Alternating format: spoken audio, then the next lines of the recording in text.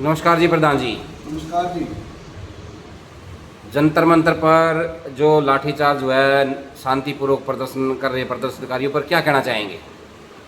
20 तारीख को जो छात्र शांतिपूर्वक प्रदर्शन कर रहे थे जंतर मंतर पे, और जिस तरह भारत सरकार और ख़ास करके गृह मंत्री अमित शाह के गुंडों ने उनके ऊपर लाठीचार्ज किया, ओबीसी ब्रिगेड इसी को निंदा करता है और ये निंदनीय है।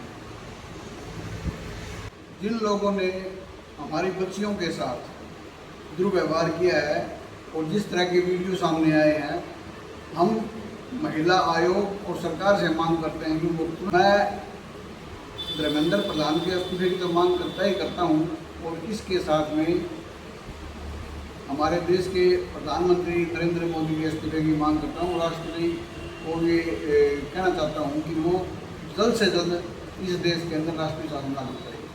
दोषी जो पुलिस अधिकारी हैं उनके खिलाफ क्या मांग करते हैं? उनके खिलाफ मुकदमा दर्ज किया जाए और सिर्फ उनके सस्पेंशन से बात नहीं बनेगी, बल्कि उनको टर्मिनेट करके घर बिठा दिया जाए, ताकि आने वाले कोई भी आदमी इस तरह की हरकत दोबारा ना कर सके। जिस तरह एक वीडियो जो सामने आया, मैं उसका बयान नहीं कर सकता यहाँ पे, कि लड़कियों को पीछे से किस तरह डंडों से मारा गया है, वो बहुत ही निंदनीय है। देश को शर्मसार करने वाली घटना है। अमेरिका के राष्ट्रपति ने भी घटना की निंदा की है, क्या कहना चाहेंगे? जो लोग आज इस देश पर राज कर रहे हैं वो राज करने के काबिल ही नहीं है। उनको पता ही नहीं कि अपना कौन है, पराया कौन है। उनको तो सिर्फ जो दो उनके मित्र हैं कॉर्पोरेट घराने, अंडानी और अंबानी, सिर्फ वही प्यारे हैं, क्योंकि वही उनको पैसा देते हैं इलेक्शन के टाइम पे और वही सारा काम करते हैं। उनसे 50-10 करोड़ रुपए एमपी खरीदे जा रहे हैं, ये कहाँ का न्याय है? अच्छा, नीट पेपर आउट होने के मामले में पुलिस ने जितने भी लोगों को गिरफ्तार किया है, सबका बीजेपी से कनेक्शन है, क्या कहना चाहेंगे? क्या बीजेपी के नेता बड़े नेता नहीं करवा रहे हैं और छोटे को बलि का बकरा बना दिया हो? ये जो पैसे दे रहे हैं एमपी को, एमएलए को खरीदने के लिए, ये पैसा कहाँ से आ रहा है? ये पैसा इसी दोनों बड़े चक्कर में तो आ रहा है ना।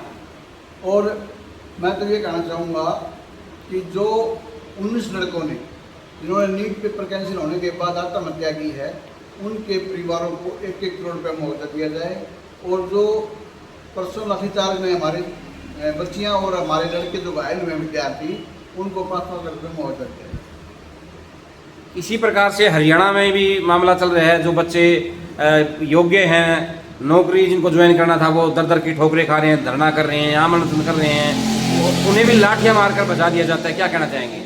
18 तारीख की सुबह सोनम वांगचुक को जिस तरह से उठाया गया, उसी तरह से 26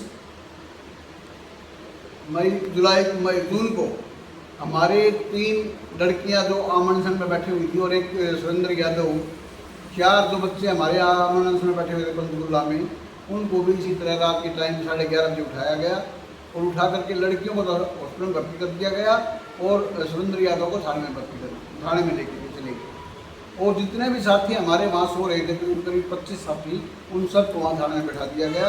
ये तानाशाही सरकार है, क्योंकि उनकी एक जायज़ डिमांड थी।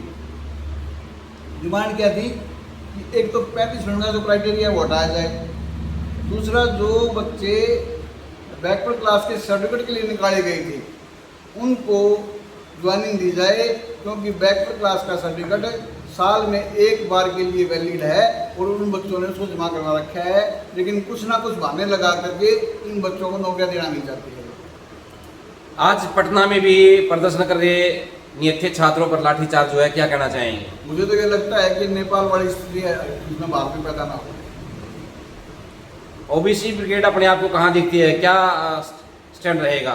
ओबीसी ब्रिगेड जंतर मंतर पर बैठे विद्यार्थियों का पूर्ण रूप से समर्थन करती है, सोनम वांगचुक को रिहाई करने की मांग करती है, प्रधानमंत्री के इस्तीफे की मांग करती है, और हम 1-2 दिन के बाद ही वहाँ जंतर मंतर पर जाएंगे और तब तक वहाँ रहेंगे जब तक इसका फैसला नहीं हो जाता। धन्यवाद।